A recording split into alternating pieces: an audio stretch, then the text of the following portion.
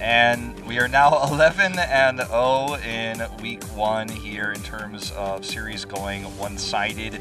The 12th game is about to hit here. We'll see if GLuck can turn it around, if we're going to have 2 3-0s back-to-back day-to-day for the most one-sided HGC Korea start. Very HGC Korea-esque, as you and I have been alluding to. This region does end up having a lot of 3-0s. I mean, especially as teams try to find their footing, right? This is the first time these teams get a chance to play in official matches with their new rosters, right? I mean, MSB was on old rosters, so it was kind of the swan song of many teams. A lot of EU and NA teams had just massive. That's why they call it roster apocalypse happen. And you know, sometimes we have. Or at least in previous seasons, it seemed like it's not actually that chaotic. But this season, a lot did change. So teams are still starting to solidify things, and GLuck is one of them. They come in with a lot of new players, a lot of very, very new players. And so it's going to take them some time to kind of right the ship, right? Yeah, absolutely. I mean, we usually see teams with like 1 or 2 changes maximum, but this year we've had 2 that have basically completely new teams, right? Miracle and GLuck being the biggest ones, but even we saw Feliz with a shift, we saw Meriday return to Blossom, Dasung's out of the scene, he's a caster now, Honkono's back, you know, it's a lot of shifts, a lot of changes, and, you know, it's unfortunate that this is the synergy they're going to have to build while trying to make BlizzCon, right? That's the ultimate goal. But I think the lessons learned along the way will help them in, 2019 HGC, assuming they stay together. And that's why I'm always a big fan of teams that stick together despite adversity to try to grow.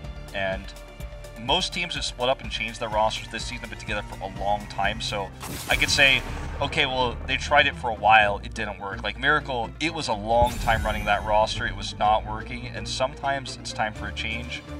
So I can get behind that. We'll see if GLuck can make it happen, but so far this series it's been sad times, shall we say. They've just been outclassed. They've had a lot of really good defensive moments, but they've never been able to really step out and be on the attack.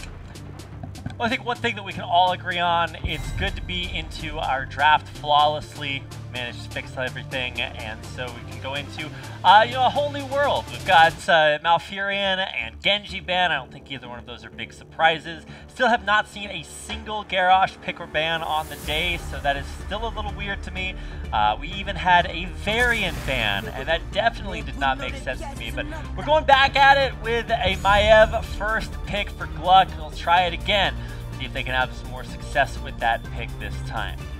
Yeah, Garrosh has only been played twice, actually, in this season. The Maiev pick coming through here again screams aggression, screams we're going to build a composition around this. We talked about the map picks for Tempest. The Sky Temple against them was surprising. I thought we'd see a map like this one or Cursed for Game 2, where they can kind of systematically control a longer map that has a lot of camps, but they took the control approach to Dragonshire using the Hanzo pick. And now, it's their first map that I look at and I go, okay, they're picking it. This is exactly what I expected to see from Tempest Towers of Doom, where they can just totally control the macro. You control the bell towers, you protect them. The bottom bell tower is the one you start with when you start taking control of the map and its macro. They get the Blaze this time with the Jaina.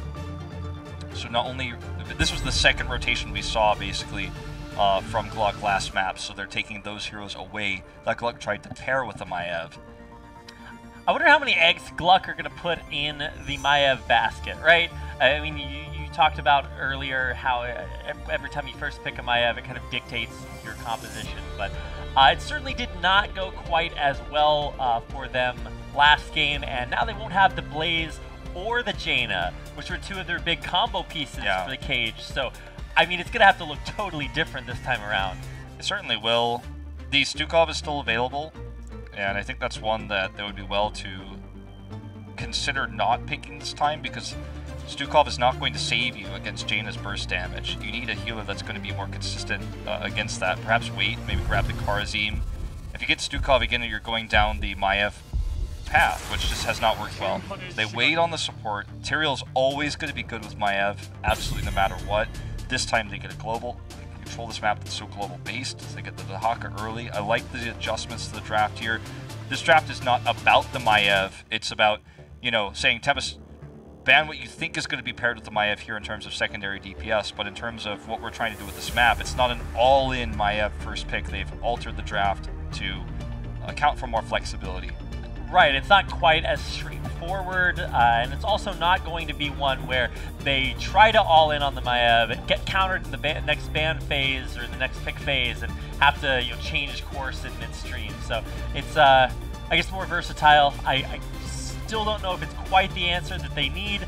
I think Tempest just looks super solid today, so we'll see what they decide to ban here. This is where I guess I'm hoping there's not a second variant ban, but yeah, banning the Li Ming makes, I think, a little bit more sense.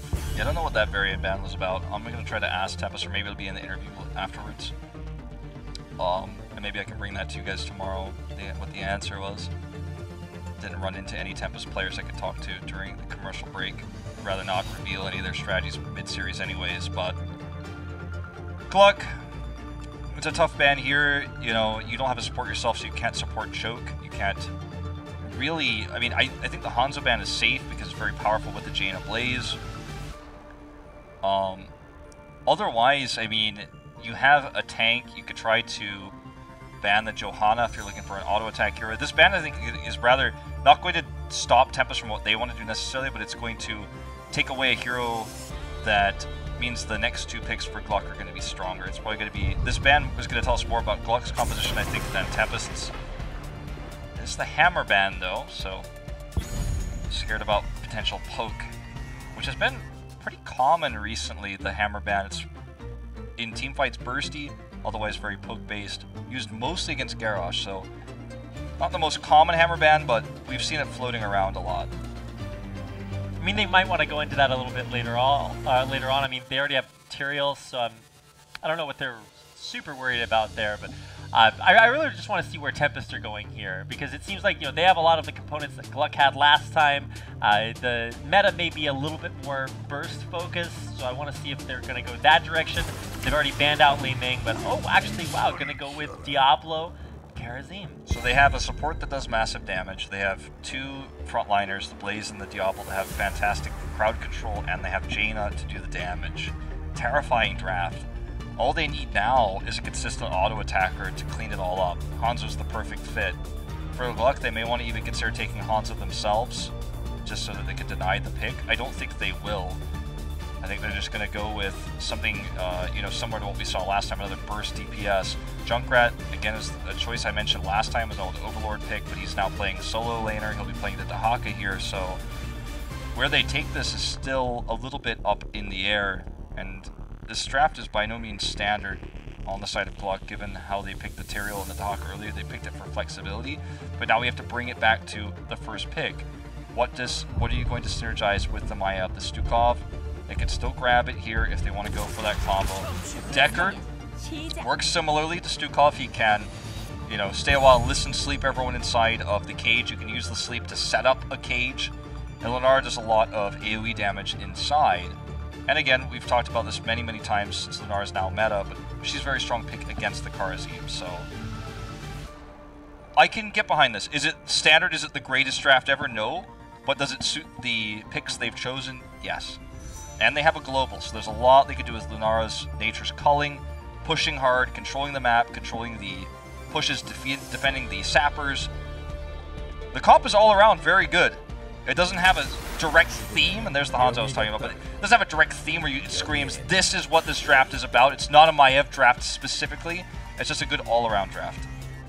And there is the Hanzo. It's exactly like you mentioned, getting that consistent auto attack damage in there, really sort of the cherry on top, or the icing on the Tempest cake. And these are our final drafts for what could be our final game of the day. I would say that maybe GLuck has adapted and adjusted their picks from the game number 2, but have they done it enough? And of course, it's always going to be up to their play, which has looked a little bit shaky coming in here to their first trip out on to the map for phase 2. We will see. Really, a lot of this mounts on how well Dahaka does, and based on what we've seen from Tempest and MSV, and today, I think we're going to see Overlord the target of many a gank. Are you hearing the sound issue that we heard earlier again, or is it just me? Yeah, there's like a high-pitched whine in my headset now. All right, I'm just Well, I think it's fine now. Ignore that. Yeah. It's fine for me anyways. It went away. It's my acute tinnitus kicking in. Great timing there. All right, well, let's get out onto it for, like I said, what could be the last game. I want to see GLuck turn it around. I am in no way swayed to vote for Tempest because their fans gave us cool little macaroon treats in between the break. But I do think that they have a little bit of an advantage. The draft is good for GLuck. It's not better than Tempest by any means, but yeah, map win rate. This is another thing I was talking about earlier. Yikes. But the way that this draft is utilized. Oh, hold that thought as we have this fight here. Hyde, look at this positioning. He wants to dash back in. That's exactly what he does. But he gets tongue grabbed. So it ends up being a pretty even trade. The way the draft is utilized means that GLuck needs to be looking to try to force fights on the camps, while Dahaka soaks to try to force a rotation down for Blaze. They don't need to win the fights, but if they can force Blaze to rotate, they win. Oh my god, KCB absolutely annihilated Hyde. Play that one a little bit dangerously, but actually this could be a complete tragedy for GLuck. Asgard just barely able to survive. Looks like Rockstar will be the sacrificial lamb, or angel in this case, and will go down. I can't believe Asgard survived there. Wait, what? Oh my god. Oh my god. I think he got caught by the scatter arrow there. So, yeah, I mean, this is a situation where the Diablo pick shows its strength again. Just heavy CC, the Blaze there as well. You know, he's still mid at this moment in time. You could see that Tyrael actually had the Aldruin sword out, but he was unable to click Q fast enough to return to the sword's location before he was stunned by Diablo, so the sword just dies with him out in no man's land. But Tempest takes a massive lead in this game, and this is the exact opposite of how this draft is supposed to go for GLuck, where they can dominate the early game with the Maiev. There's a lot of CC, and when Blaze and Diablo are there, you have to respect the CC in the burst. But if you could try to force fights on your terms and bring the Blaze down, then Dahaka gets the extra soak. And he is trying to soak mid, you know, and he's going to rotate up top and get that top soak, so they are staying relatively even in experience. But, bad start here for GLuck, let's say. Well, you're talking about rotations.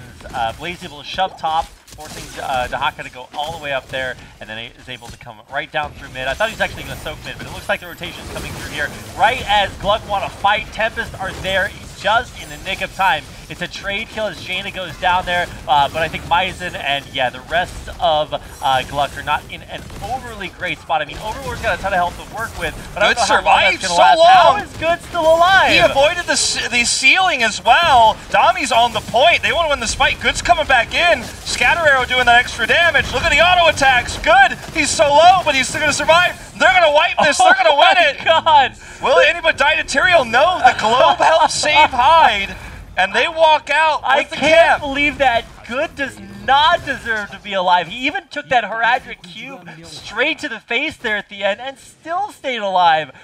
I guess GLuck really kind of had to just go all in for it there, but they wind up getting the worst possible situation where Good is almost but not killed and comes back to get revenge. So it was really cool as Good jumped over the wall, right? And Maizen followed him with his E, and he was able to just jump over to chase him. That's when Hyde came over and got the heal off. So Good was surviving there for a moment. He left, and that's when GLuck thought, okay, he's gone, like, we can win this fight. But he was able to return to the fight. He mounted up, got a really good scatter arrow that hit Dahaka multiple times, which helped to turn the fight. Then he was in auto attack range. Hanzo, by default, you know, he had more, but it's been reduced. But he still has more auto attack range than other heroes, so just at a safe distance when there was no poke, was able to do a lot there. And if Lunara's dead, they just can't challenge him. They can't chase him.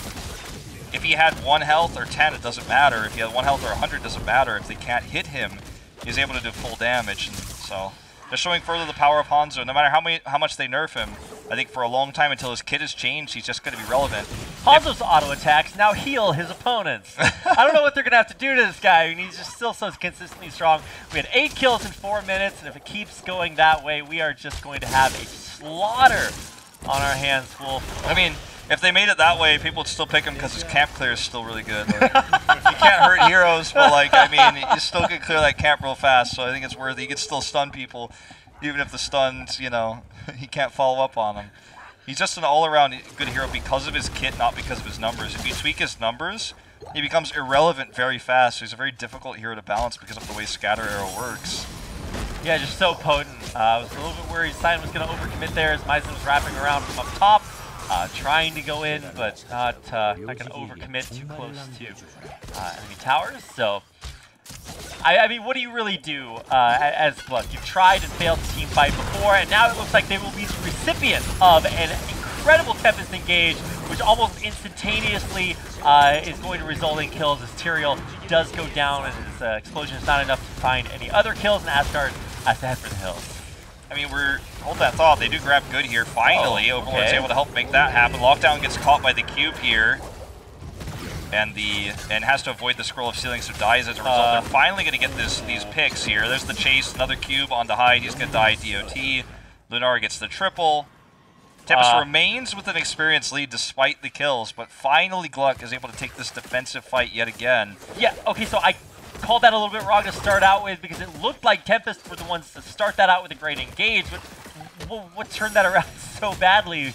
I mean, first of all, the healing coming out from Deckard Cain, the sustained heal, really made a huge impact. Lunar is constantly doing burn damage that Karzim just can't keep up with when everyone's stacked up like that. Yeah. And then Good got caught by Dahaka, right? That was the first step that started to win them the fight. Things got worse when the cooldowns of the cube and the Scroll of Sealing came up. Scroll of Sealing forced Jaina to take a weird path, but then she was caught and died, and they just kept chasing there. Tempest is respawned, and they're looking for more engages here with the CC they have. Dami misses the charge, but it won't matter. Sank has to be used as the arrow comes in right when they hit 10. Bunker used, KCB blown up here, though. Just so much CC on the side of Tempest. They're going to go for this disc here. It's only going to contain him for a little while, though. Lockdown's out. Roxer, super low. Yeah, Roxer actually decides it's in his best interest to try to come back in and maybe die and get the explosion, but he actually doesn't die, stays alive, and in the end, I think only Deckard went down as a trade for Blaze. Ends up being a pretty good trade for Tempest, though. They have positional advantage, and they still have you know, a support here to help sustain, and oh boy, they had the health bar advantage as well, and Maizen did not respect that. Roxer tries to peel. He's looking for the kill on the Lockdown. Overlord's coming too. Good synergy here from GLuck, but I just don't think the numbers are in their favor. Lockdown's going to get hit by Scroll of Sealing, but there's just no follow-up. He's safe. Maizen, one more pull, seven-sided. Seven-sided, so strong. Tyrael goes down, no extra from the explosion. And Lockdown in a little bit of trouble. He could be dead, and so could Good here. Good very, very narrowly survives. He keeps doing it, but this time he does not get away. The containment disc might actually do more harm than Good here, as it means that Dami can get that bunker up a second time. Good his positioning is phenomenal. It's insane what we just saw him do. He avoided the Scroll of Sealing, then still got out using the brush to avoid auto attacks. Asgard's the next target. Good tether here for Sign. I can't believe Tempest keep fighting this, and they keep somehow just barely staying alive. Hide now, the next person is just incredibly low health escape, and thankfully there is justice, and members of Tempest are mortal and do die, but it certainly seems much more devastating the other way around. Long range, 2-second stun, but no one there to follow up. Hyde goes for the 7th stride as the attempted turnaround, and in the end, will it actually result in Maizen going down here? Oh my God. Did Lockdown overstep? Yes, he did. He's containment disc, though. That smite from Roxer actually saved Maizen because it gave him movement speed. Overlord's caught here. Good's back in the fight. Sleep here with the stale while and listen. Good under duress. They're finally going to get the kill onto Maizen. It took long enough. Sank just a little bit too late. Now they're caught. There's no retreat. Overlord's already hearthing. They've given this up. Part of this is because Cyan actually had enough souls to instantly respawn, so he came back right away. He lost health, but it's worth. So Lockdown goes down. Actually, KCB manages to stay alive, getting back to the back of, I guess, the rest of his team. And so in the end, this fight will actually go to GLuck. But that lasted for like 2 minutes. Yeah, I mean, we're at 25 kills in less than 10 minutes. This does not happen in Korea. This happens in China. I feel like we got to change our, you know, our description on the Twitch channel about what region we are. We started out as NA, then we went to KR, and now we're CN. We're going to make our rotation through the different regions based on the play styles we see. And I think you can tell that both teams recognize that this could just be the last match of the day. The GLuck are just going all out, trying to fight these fights, and even when they go in, engage, and get totally wiped, they're coming back and willing to do it over and over again. I think overconfidence is Tempest's weakness so far in this series. Every fight they've lost have been overextensions, right? Here comes a big arrow. It's going to be the double height goes in. They try to pair the APOC. It's mistimed. Now the disc comes in, the bunker there, however, to help mitigate this. Oh, lockdown. How do you do it? Oh, lockdown. He is able to get away just barely. And on the chase, yeah, GLuck is going to try to get in there. Ceiling does hit. Seven-sided for the attempted counter engage. And Tempest take a massive loss there. They don't lose any heroes, but they just get totally devastated. One of the other things to mention in that last fight that we had that went on forever, Sign died, right? But he came back in 3 seconds with his trait because he had full souls. But he returned with less health. They tried to take the fight because of that. They were confident with the numbers advantage they had they'd win it. They did not. But he also now needs to restack souls. And if he keeps team fighting and they're not winning it, he's not getting more souls, which means he's not as tanky as he could be on the Diablo. So Tempest now massively on the back foot in terms of experience, and also, you know, their engagements have been pretty poor. They almost lost a bell tower bottom. They were able to recover it. But GLuck has this nice advantage. They still have the global. Look at the damage there for just a second, but I know it's in Korean, so I don't really get to explain that to you guys too well, but a lot of damage for Lunara, let's just say. Looks like this might end up being a trade while Jaina is going to split soak, so this actually ends up being a nice little win for Tempest because they don't have the global, but they win the game of chicken, right? GLuck brings all their members up with Dahaka, and they actually get away with putting Jaina down to get a wave bottom, so they catch up a little bit in experience. Small steps back into this game for Tempest. Yeah, it feels weird to say back into this game for them because they have been basically in the lead for the entirety of both of our previous games. I mean, this is another map similar to Sky Temple where you can't win or you can't come back by turtling. You have to get out there and actively fight your opponents at every stage of the game to keep bell towers under your control or get those channels down to fire back. And right now it's 24-24, so the health is even, and this is a good place for Tempest to mount that comeback. They just have to do it. And this game is so crazy, I can't figure out if they're going to be able to or not. I think there's certainly a lot of ways to. I mean, obviously Diablo's starting to stack his souls back up. They have really strong engage, like we've seen them used to some effect, but not the greatest effect, with the Hanzo arrow into APOC. They've mistimed it a few times. It's not something we saw a lot in Korea outside of like streams. I saw it in a lot of streams on Korean Twitch, but it wasn't used by Koreans much until mid-season brawl. It's still a combo that's being, I think, in my opinion, figured out a little bit right now in Korea. The other regions figured it out faster. So there's ways to, I guess, step up the coordination, but it's not something that necessarily is going to happen in this game. Is it mistakes on the side of Sign with the mistimed APOC, or is it just nerves that are behind in this game?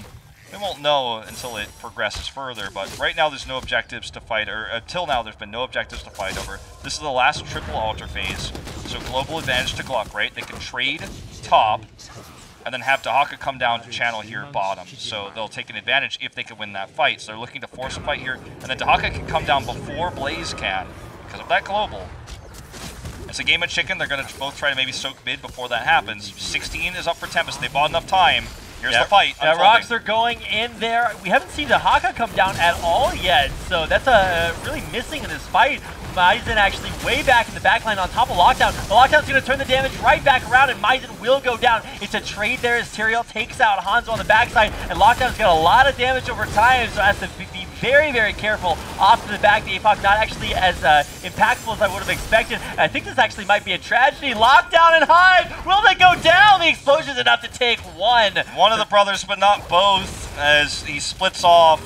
Ends up being better for GLuck this way, though. They chose the proper hero. They got the support, which means the Lockdown can't be sustained. He can't do any more damage. You kill Lockdown here, then maybe Sign and Dami can make something happen against Lunara with the CC. But if you kill the support here, this is a one altar for GLuck, so they're going to take a lead in this game again. They've had the better fighting, and it's all on Asgard. His Lunara has been phenomenal. He's done massive amounts of damage. I'd love to get another shot at how much it was. But I guess we'll have to wait till the post-game screen. But the cool thing is they've got so much CC they have. I never really thought of Lunara as the hero to pair with Maiev. Well, Maiev forces you to either get smacked by the tether or you get pulled back in, or you have to stay within the tether. And while you're staying within the tether, you're getting so much damage from Lunara. And then when they try to turn the fight with their CC, you sank, and Lunara's just still doing damage, and Karzim can only heal so much. So watch what Asgard does in these fights and how much he's able to do. Like, he's the target this time. He may not get out. Lockdown! Crazy damage! And now even Rockstar in the back is going to have to, you know, piece the scene. He gets out of there. Overlord still in the back fighting while the rest of his team has left him abandoned. Overlord goes down. A big win for Tempest. This was this window of time where, you know, they could not use Sanctification, right? That was still in cooldown. It's only just now come off. There's a window of time where they were able to find Asgard. When for the first time, honestly, probably in this series, GLuck is trying to make an aggressive move towards a camp. You know, and for good reason, right? They're up against world champions here, a team that's obviously mechanically better gifted than them, and most of their fights have been taken defensively or in longer fights. The first time they try to step forward, they get punished immediately. No sank. Asgard's out of position. He gets blown up. Doesn't get to do that massive damage that we've been talking so much about. And as a result, Tempest wins the fight, gets the altar, and will also grab the first bell tower of the game. So things starting to look a little bit dire now for GLuck. The game has turned on its head. They get it's not the bell tower, sorry, not the altar, the boss. Yes. There's a lot of terms in Heroes of the Storm, you know. Oh, definitely. Don't trust me.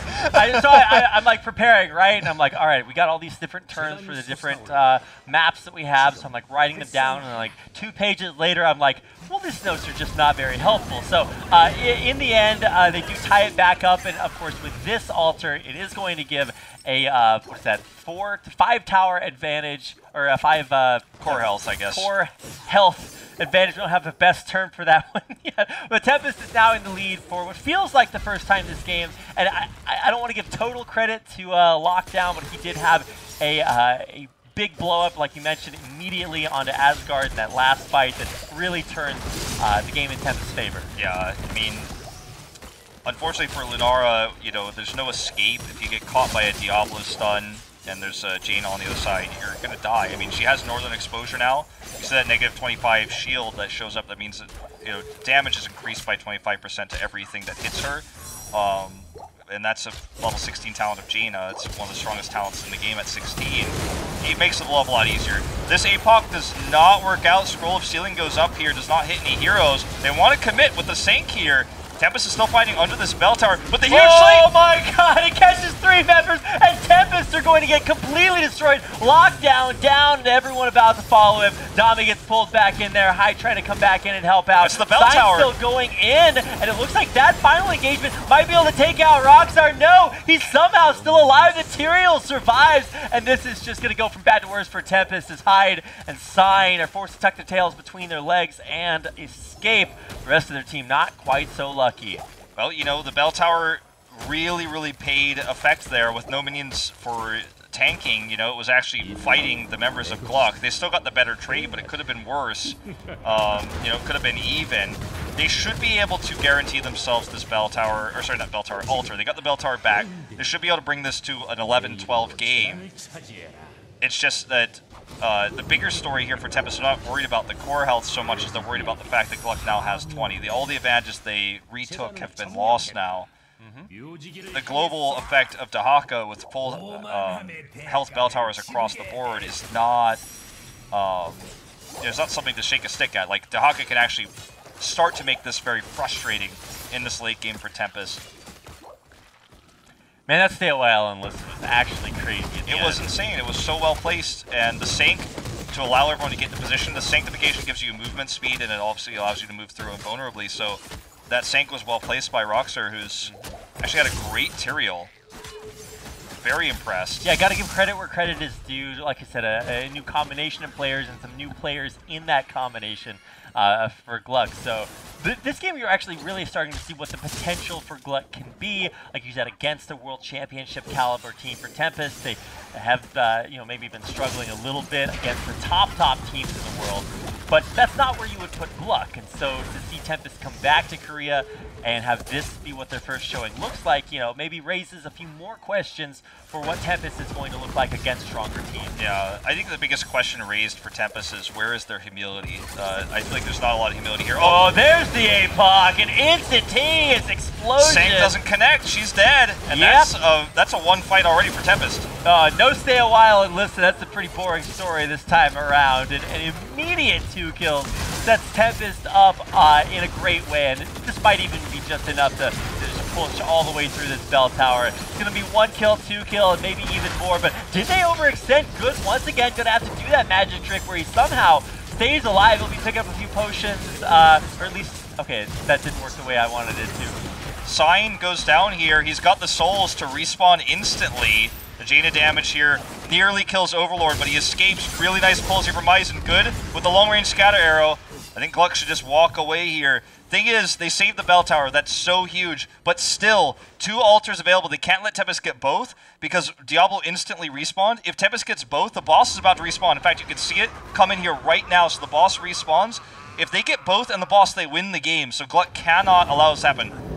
They need to at least get 1. They have to buy time, but I don't know if they can. That's going to take it down to 7. So this is a very important time here. Lockdown going forward. And actually, there's the engagement by Dami.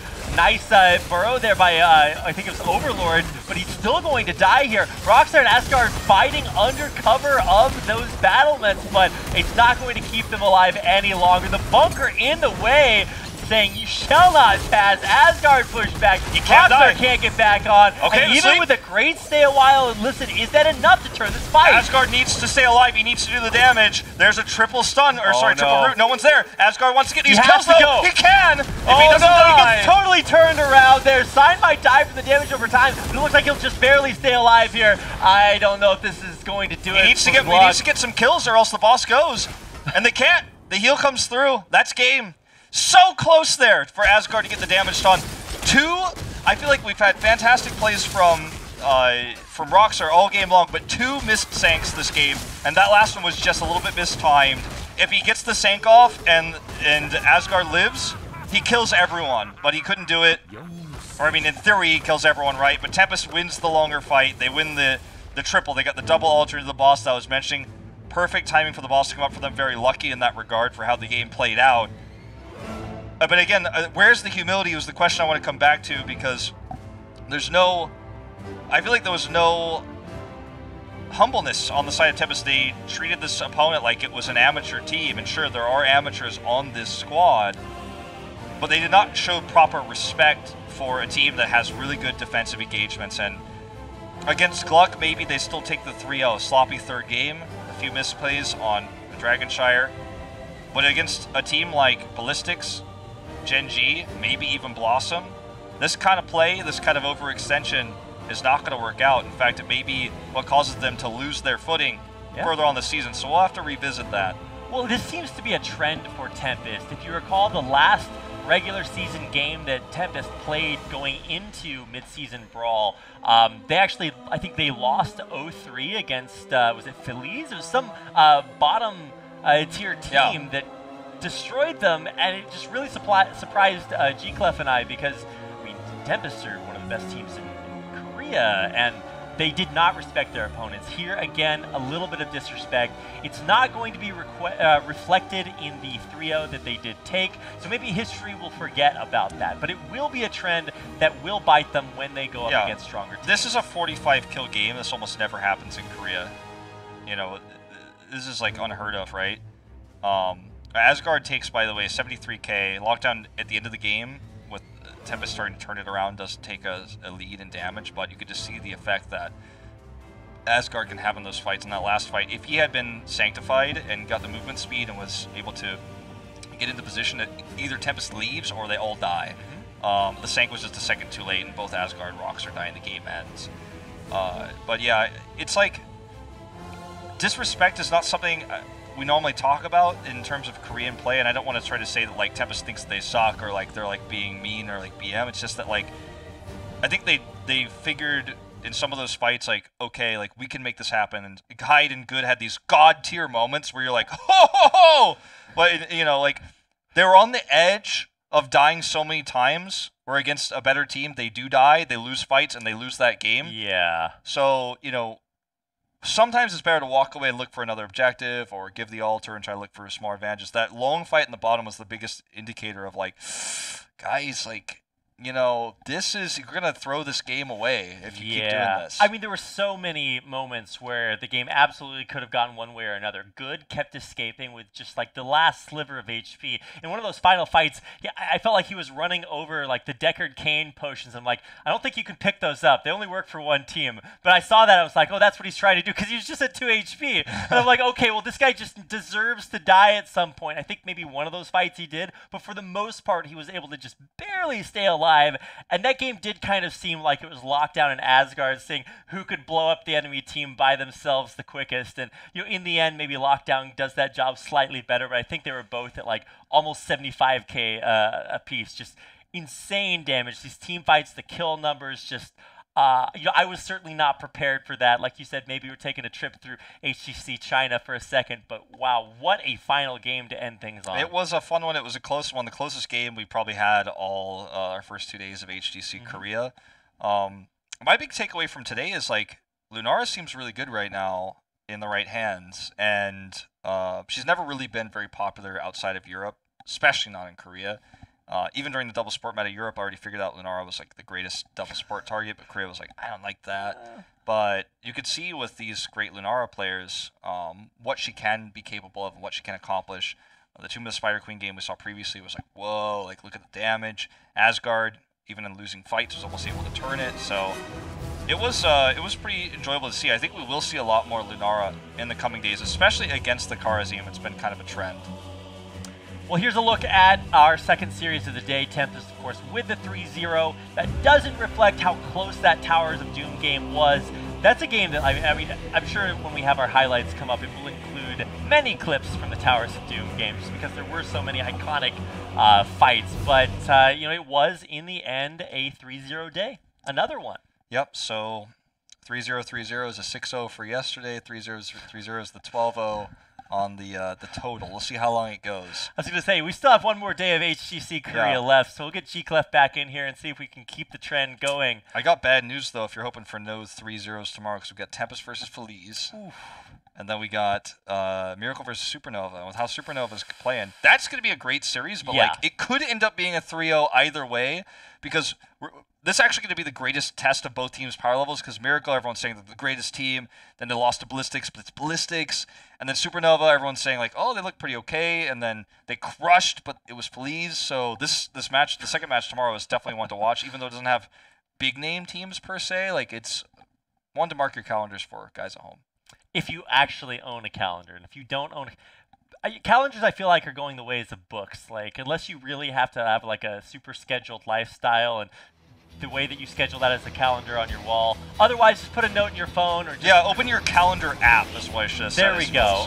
Oh, you're so modern. The kids these days. Let's take a look at these highlights. This is going to be from our first game on Sky Temple.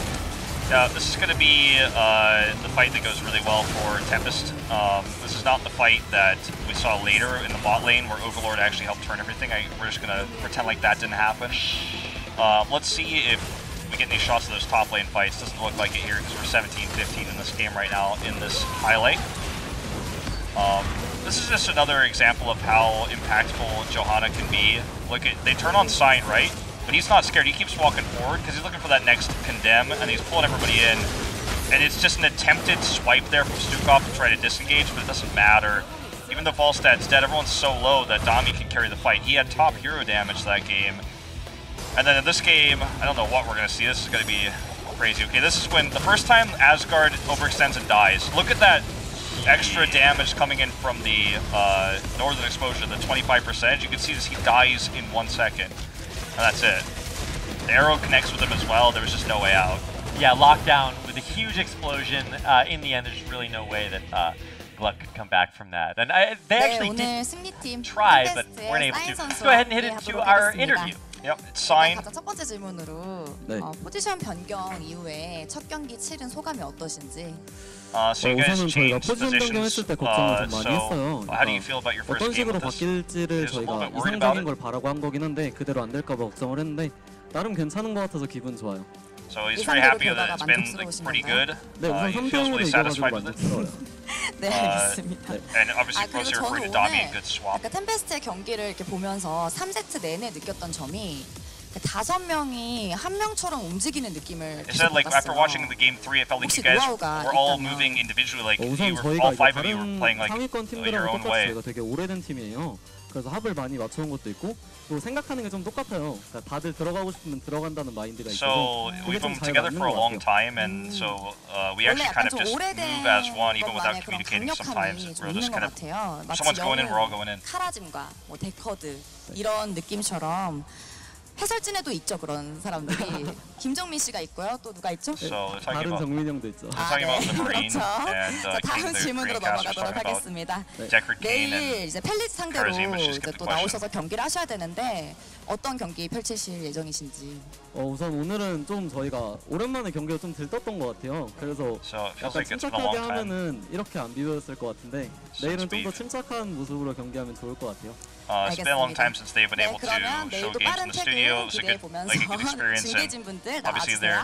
they're going to be playing again tomorrow, so they're hoping for fun series. Was like the bottom line. I missed like the exact question about the casters that she asked, but she kind of like just moved over it. But anyway, here are our standings, and as you mentioned with all the 3-0s, there's a line to be drawn between first place and 5th.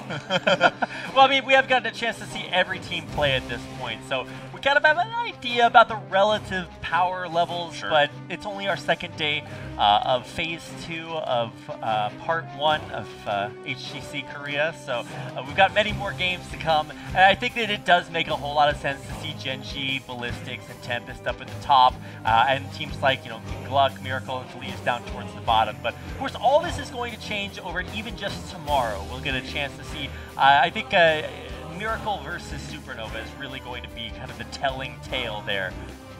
Yeah, it definitely is going to be like it's kind of like if Supernova wins, then they solidify the position in the top 4 super hard, and Miracle drops to the bottom, and like expectations for them drop massively. If Miracle wins, then we have to readjust our opinions of what we've seen this week for Supernova and Miracle. That one is the big changing one. Like no one expects Feliz to come out and upset Tempest. I mean that's pretty unlikely, right?